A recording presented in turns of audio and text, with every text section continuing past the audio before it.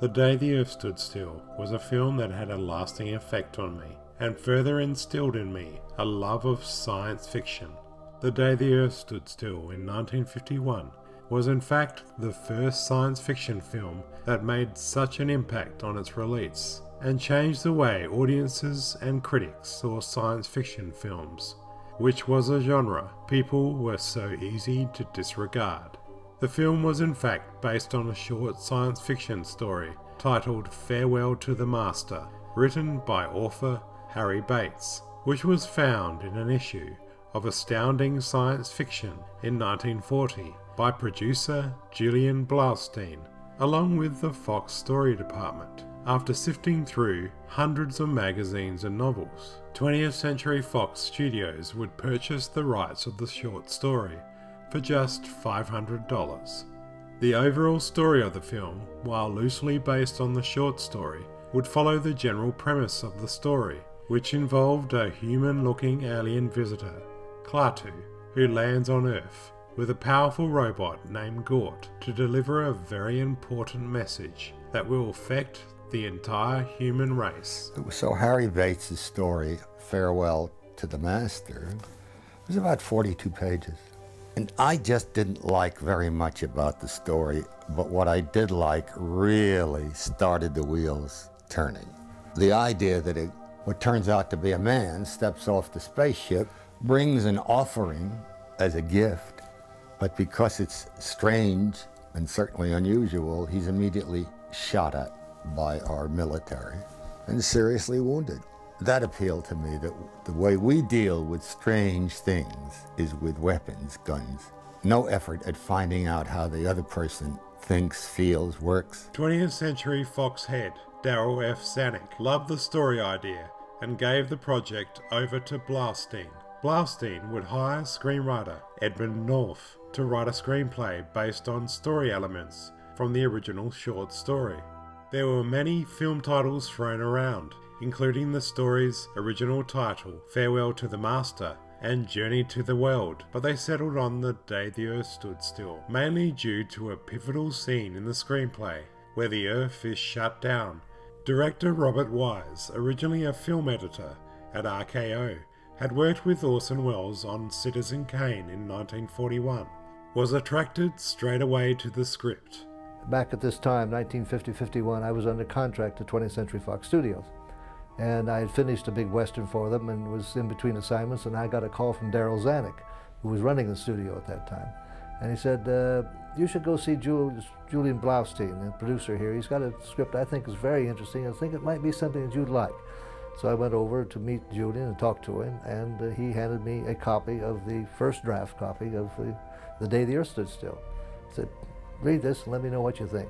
So I took it over to my office, sat down and read it immediately, and just loved it. I thought it was a marvelous way to tell a science fiction film. I liked so much about what it had to say. So I went back to see Julian and said, look, I love the film. I think it's a marvelous script and a marvelous way to tell a science fiction film, and a marvelous way to get a message over to this world that says, let's stop fooling around with this atomic bomb that we've invented and come up with, and start being sane about this whole matter. So I said, I'm on, I want to do it.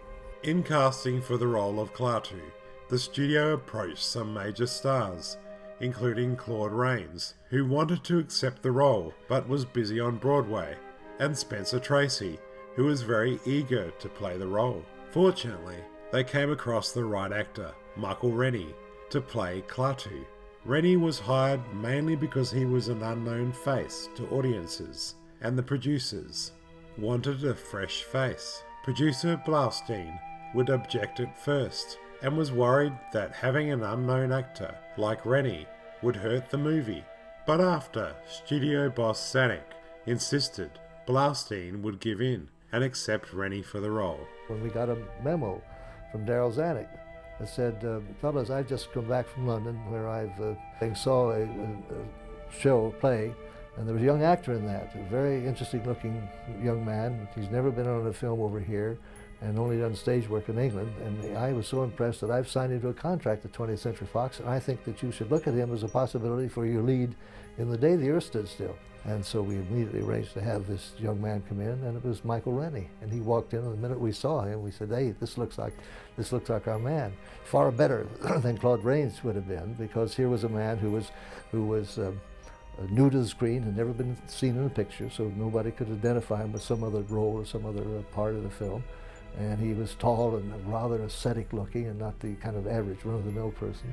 So we thought to ourselves, well, this is the way to go. This is our man. He just fell into our laps almost, in that sense. The Day the Earth Stood Still was Rennie's third film for Fox. Klaatu was Rennie's first and only lead role in a film. He would appear in countless television shows throughout the 50s and 60s in mainly supporting roles.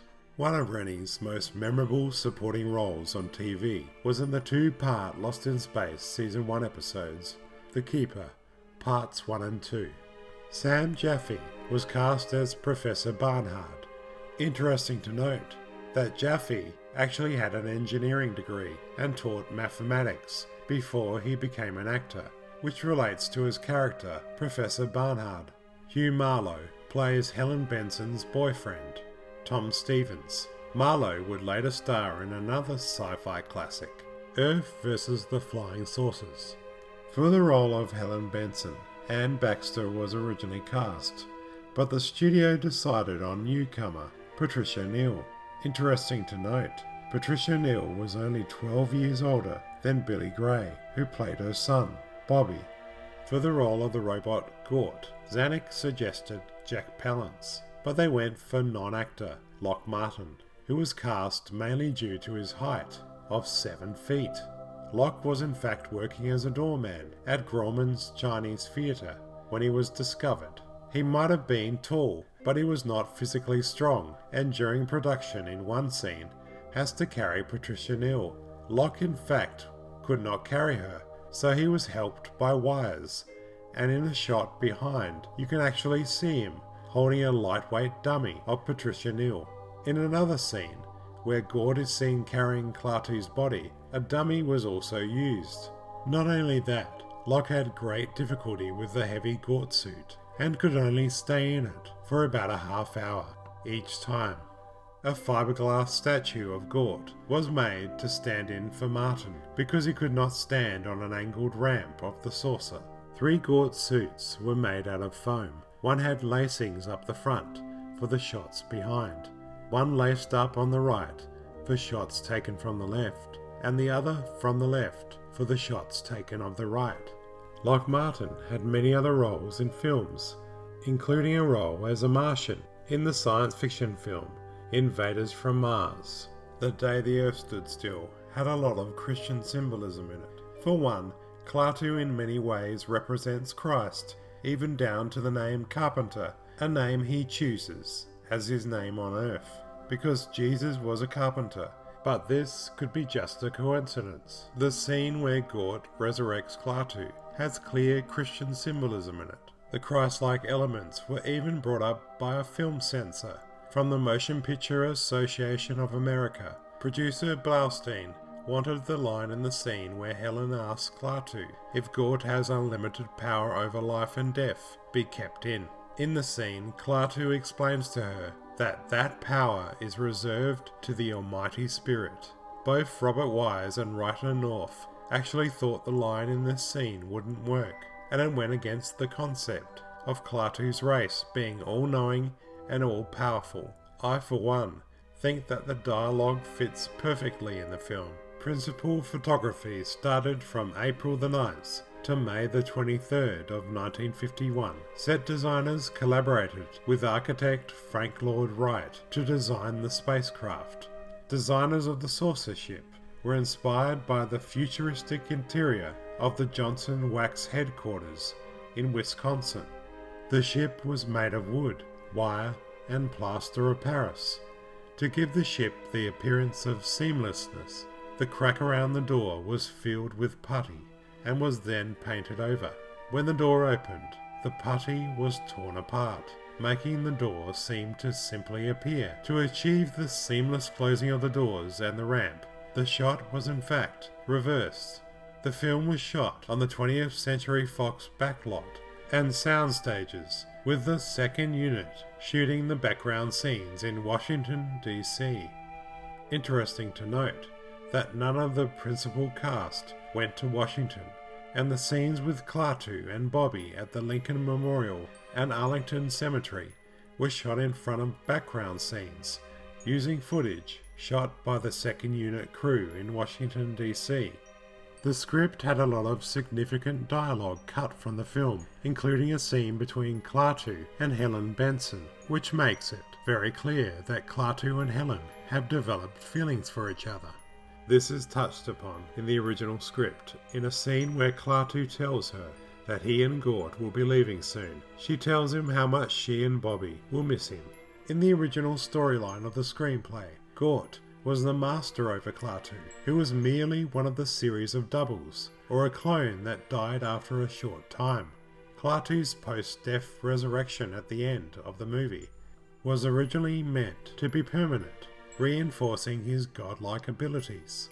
The classic line, Klaatu Barada Necto, has been referenced and used in many other films, including Sam Raimi's film Army of Darkness.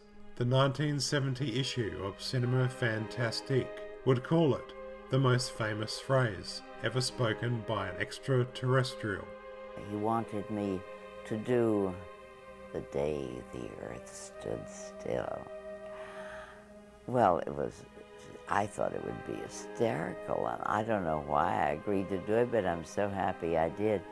But I did nothing but laugh. I mean, I found it so difficult to keep a straight face when I would say, Gort, Klaatu, Barada Nikto. And I thought it was hysterical, you know, and the whole thing I thought was so funny. I thought it was the most hysterical thing I'd read. I mean, really. But it turned out to be just a fabulous film. Rennie would watch her bite her lips to avoid laughing and ask, "Is that the way you intend to play it?"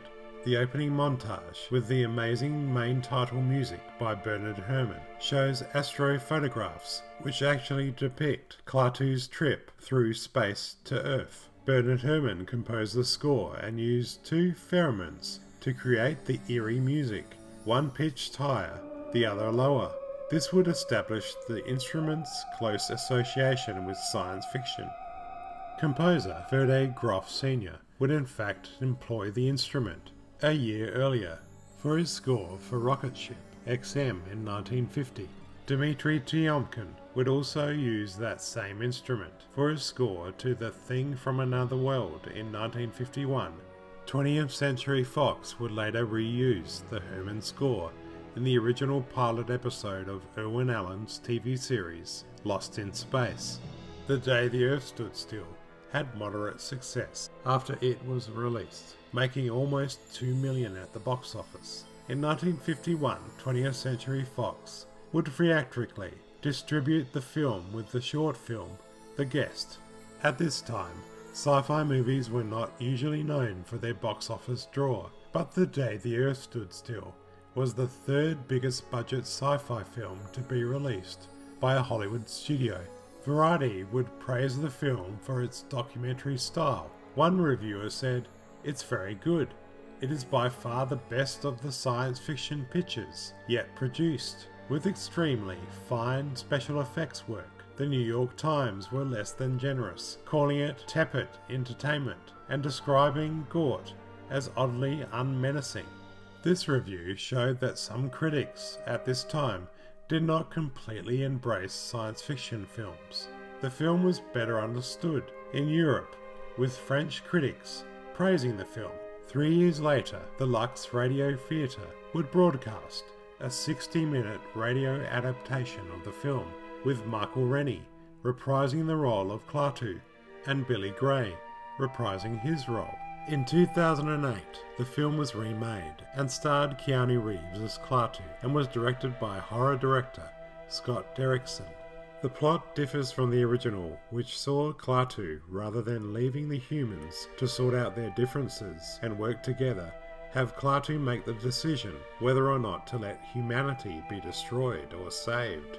On the front cover of the 1974 album Goodnight Vienna by Ringo Starr, Ringo pays tribute to the 1951 film. Over the last 70 years since its release, The Day the Earth Stood Still has become one of the most influential films of science fiction cinema, and was a film ahead of its time, which had something important to say, with its simple message of hope and peace for the future. As Klaatu concludes in the film, your choice is simple: join us and live in peace, or pursue your present course and face obliteration. We shall be waiting for your answer. My name's Jonathan. Thanks for watching. If you enjoy this video, please remember to subscribe if you haven't already. And if you like what you see on my channel and would like to support me on Patreon, click on the link below.